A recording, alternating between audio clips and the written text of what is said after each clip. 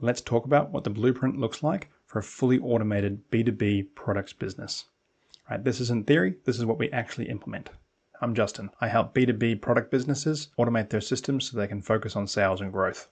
In this video, I'm going to show you a blueprint of what that looks like. What does a fully automated system look like? Firstly, we have to capture orders. There's various different ways that orders can come in. Usually there's structured ways. This is via a web store or e-commerce store, via some sort of ordering app, or if you have a physical checkout where you're scanning barcodes, that will be structured as well. Right, so all that data can come through. We can have unstructured written. So this is emails and messages. Anytime someone writes something down and says, hey, I would like an order, we separate that out from the verbal because that can be processed via AI these days. So that data can come in, and as long as they've done a reasonable job of describing what they want, we can process that into structured data. Then we have verbal, that's via phone or in person, where they're just telling you what they want, right? And then you have to write it down yourself. At that point, same thing, it can go back into being processed and turned into structured data. So in all cases, we extract the order, turn it into structured data, and then we can centralize it into our platform, right? Whatever your ERP is. I have a specialty in Unleashed, but it's the same if you're on NetSuite or Salesforce or Acumatic or any other platform. That centralized platform should hold at least customers, orders, and inventory. It may hold much more than that, but at least those three things. As we push that data in, we also want to enrich it. So this is where we grab extra data from other sources to make sure that, particularly if they've just said something verbally or written down like, hey, I want 3 of these, we want to pull in other data so that we can do our proper sales processes. So that could be things like customer details. What are their addresses? Maybe we already have that on file. Do they have any tax numbers? What's their currency? Do they have any specific delivery instructions for their locations? If we're categorizing our orders, do we have sales groups or other categories that we divide our customers into? Should this be assigned to a particular salesperson for commissions? Do we have reseller or partner information that needs to be processed? And also the particular things that are ordered would match them against your SKU list and say, okay, what's the weights? What's the proper name? Is the price correct? Like we're doing all that matching. And then we can have custom business rules. And this could be literally anything. Some customers pause orders on Tuesday mornings for rolling stock take. Some customers will have us automatically email the customer back if they're missing information to request it. Lots of things you can do.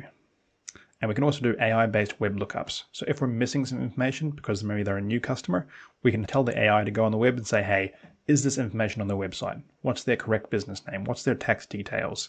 Quite often we can find some of those details without having to do any manual work. Then after we've centralized it and we've got our orders in our system, the next section is operations. We actually deliver those goods and do all the work surrounding it. If you'd like your B2B products business automated like this, I've got 1 spot per month to build a full demo in your business. Spots are limited, so it's only for people who are serious. If you're in, the link is in the description with all the details. Right, so this is usually the biggest section, and we want to really automate as much as possible here. So we've got our new order. First thing we look at is processing it. So this is saying, okay, have we verified that the customer has actually made payment? That could be via credit card, or it could be bank reconciliation. If it's bank reconciliation, could be manual. Sometimes there's software that will do that. Xero and QuickBooks are very good. They usually have a bank feed that comes in, and as long as the numbers match up pretty well, it can be automated. But once that reconciliation is done, that'll push back into the automation and say, okay, great, payment is verified, keep going. We want to make sure we validate the customer details against what we already have. Maybe there's some rules or validations. The address has to exist. The phone number has to be a valid phone number. We want to deduplicate, make sure we don't end up with duplicate clients or even duplicate orders. Assemblies, if you have products that need some work done before they're sent out, we handle setting those up. Sometimes they're just formalities in the software. Sometimes there's actual physical work in the workshop that needs to be done for those. Any back orders, we usually have a rule for processing those, and same thing for partial fulfillments. Then we'll look at the warehouse operations. So we need to make sure we have a pick list for our warehouse team, where the shipping label is coming from, like the pay the postage. If they're shipping internationally, we usually need an invoice that's been printed out and put in those. We'll send international invoices to the warehouse as well. And then stock take support, that's if you have something like rolling stock take. The system needs to change what it's doing in order to help enable that. Then we have customer communications. So we want to make sure we confirm the order with the customer so they know it's worked. Let them know that we've got their payment. We probably need to send out some sort of receipt or invoice and maybe some other custom documents depending on your industry. And then we want to give them updates as it processes through the system. And in some cases, it'll be like, we've gotten your payment and now it's sent, right, straight away. Some of the times, if you're doing custom stuff, it might be several stages along the way. We want to make sure we send out a tracking number. And then delight factors, this is anything extra. The classic story is, I think it was CD Baby, where they'd send this like really humorous email that was kind of crazy and not true, but it got customers to laugh. and then they share it with other people, and it became like a marketing tool. So anything that we can do that delights the customer becomes a competitive edge, right? So oftentimes, particularly in kind of these trade businesses that are, we kind of assume that they're boring, I guess. They don't have to be, right? Oftentimes, if you know who your customers are, even if they're, or especially if they're a particular type of person, maybe you only sell to tradies, right? There's certain things that tradies find funny or would appreciate. And if you can do those things, suddenly you are no longer one amongst the competition. They'll know your name and you're one of one. So even though it's not really operations, it's more marketing, we always want to look at that. How can we provide more value? Because the more value we provide, the more money we can be paid, the more value people can give back to us. This stuff, it can all be automated. There's really no excuse for not doing it. Like there's value that could be provided, so let's provide it. Okay, that's my rant about that. So next up is reseller or sales ops. Depends what your situation is here. Sometimes there's referral fees if someone's referred a customer in, commissions for your sales team. If you're going through resellers, sometimes you have to bill them and then they bill the customer. So you might have separate pricing there. And then oftentimes you need to report back to those various parties, whether it's a reseller or your sales team, to let them know how many sales went through and what their take is, for example. Then we have ops support. This is kind of a mixed bag of the other bits and pieces. So stock reordering, really important. When inventory goes below a certain level, either we need to alert the team to manually reorder stock, or we can automate that if we have a known channel to that supplier. Then we have order cancellation. So that can be really frustrating when a client emails in and wants an order canceled, especially because often across many softwares, we might have our web store, our inventory software or ERP. Oftentimes we have a payment platform and then our warehouse or third-party logistics provider. So we need to coordinate actions across all of those. We've just built a tool, right, that does all of that. Even if it's already been sent to the warehouse and they maybe have packed it, we'll automate sending an email to them and they'll have 2 links to click on that email and that'll send back to the system whether or not the warehouse guys were able to stop that or not. Okay, and then we have exception handling. So anytime something can't be automated, right, a flag will go up and then will be sent to the staff to say, hey, we couldn't do this, please process it manually. And then we have alerts. So alerts can be really different depending on your business, but some really common ones are relationship opportunities. So this is a new customer is ordered and they're quite a big customer, or they have certain markers that suggest they're going to be a good long-term customer.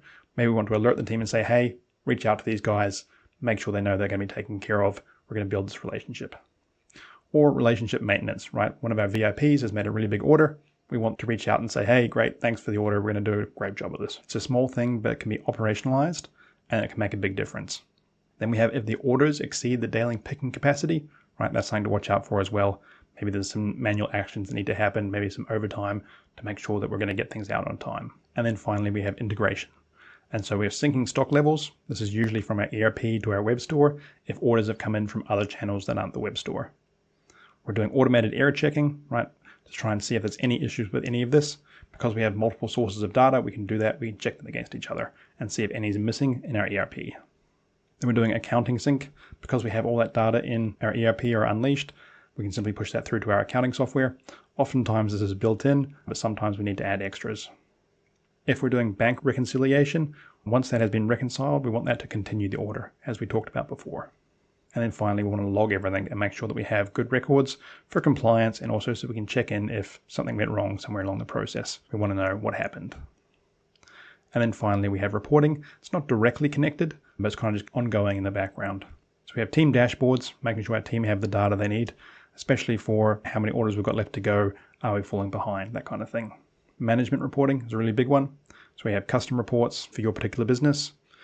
Oftentimes we want reports that are delivered by email. Unleashed and other platforms will often have really good reporting inside the platform, but you have to remember to go in and get it. So it can be useful to have that delivered via email. Any KPIs, checking how things are going, health of the business, and any potential issues, right? So this is what it looks like in all. Order to capture, enrich, centralize, and then operations. But we can also do things before the order as well. So we have pre-sales. This usually looks like someone makes an inquiry, and then there's some sort of quoting or proposal or estimate process that happens before they place the order. We can also do approval checks if that's important, either credit checks or checking other details to make sure we're happy to have this client, and then onboarding. Sometimes we need to kind of get them into our system before they start placing orders. That can be accounts set up across our platforms, getting all the data in so that we have the enrichment data. We'll capture that. Depending on your business, that can happen first. And then finally, we have safeguards to ensure our system is safe and reliable. So we've already talked about automated error checking. validations, audit logs, and exception handling. Some other key parts are a robust common platform. I don't know if you've ever had this experience, but if you have someone develop something for your business and then they get hit by a bus, and then suddenly you find out that no one else can work with that. So we work on common platforms. There's many other people who work on the same platforms, and they're very strong and reliable. We have end-to-end data encryption. It just means that your data is not going to leak or can't be hacked whilst it's moving around. 99.5% platform uptime is an option, and also SOC 2 certified infrastructure. Right. We also say it's 10x scalable. So that means that whatever we build, if you grow your business by 10 times, it'll keep working. Really important. And finally, monitoring and maintenance. This one's in orange because it's not automated. So that's me and my team watching over all of this to make sure that if anything goes wrong, we're jumping right in, solving the issue for next time, and then also fixing the data so that even if something does go wrong, you won't notice, right? It just gets fixed automatically or on schedule by us. Okay, so that is the whole blueprint of how we automate B2B product businesses, all the way from pre-sales, order capture, getting the order into your systems, and then all the operations.